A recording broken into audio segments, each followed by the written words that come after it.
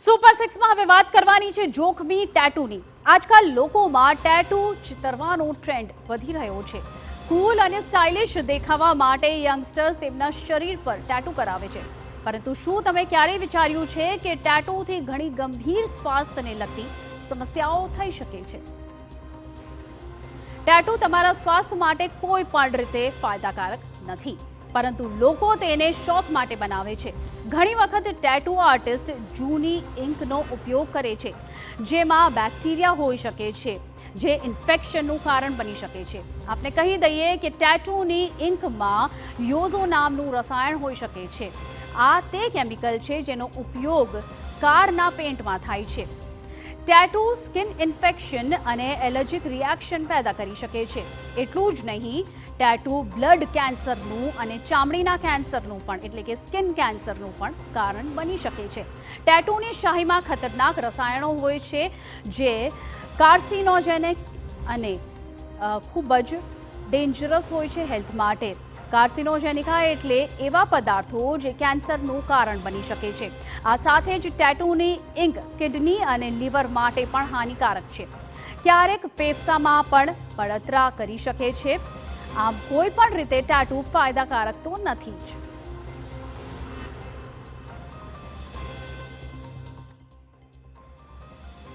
આ ટાટુથી થતા અને ફેલાતા ઇન્ફેક્શનો જેવા કે HIV, ટ્યુબરક્લોસિસ, HCV એટલે કે વાયરલ હિપેટાઇટિસ વગેરે રોગથી યુવાનો વાકેફ નથી હોતા, અને ટાટુ કરાવ્યા પછી પણ થતા મુસીબતોથી એમને માહિતી હોતી નથી કે ગમે ત્યારે એ જુદા જુદા રંગના ટાટુથી શરીરમાં શું શું તકલીફો થઈ શકે છે, અને એ ટાટુ કઢાવવા જરૂરી થાય છે જ્યારે એમને નોકરીની આવશ્યકતા હોય છે।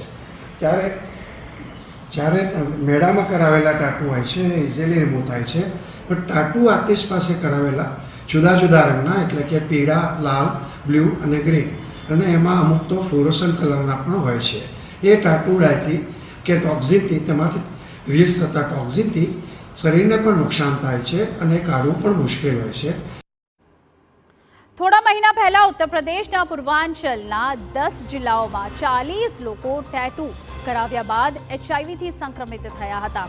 ટેટૂ અને કેન્સર વચ્ચેના કનેક્શનને સમજવા માટે એક અભ્યાસ થયો હતો, અને સ્વીડનની એક યુનિવર્સિટીના આ અભ્યાસમાં સંશોધકોએ શોધી કાઢ્યું હતું કે ટેટૂ કરાવવાથી લિમ્ફોમા એટલે કે બ્લડ કેન્સરનું જોખમ 21% વધી જાય છે। અત્યાર સુધીમાં મેં 15,000થી વધુ ટાટુ રિમૂવ કર્યા છે।